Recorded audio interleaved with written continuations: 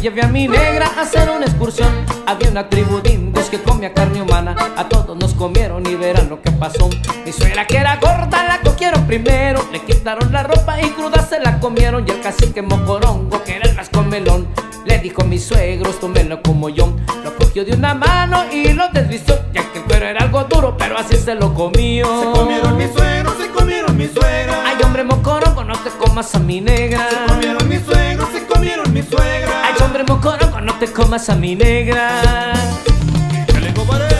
Y no te la comas, primo, porque te empachas.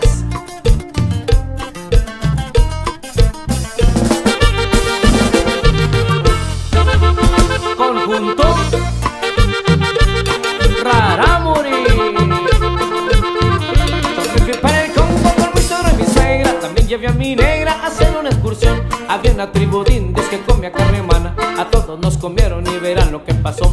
El jefe pluma blanca, hermano del mocorongo, dijo: yo a este flaco me lo como el mondongo. Y le quito los zapatos, la blusa y la peluca, y a un cazote grande le echo muchas verduras. Qué caldito tan bueno, se me antojó comer. Pero si no me pelo, me comen a mí también. Se comieron mi suegro, se comieron mi suegra. Ay, hombre mocorongo, no te comas a mi negra. Se comieron mi suegro, se comieron mi suegra. Ay, hombre mocorongo, no te comas a mi negra.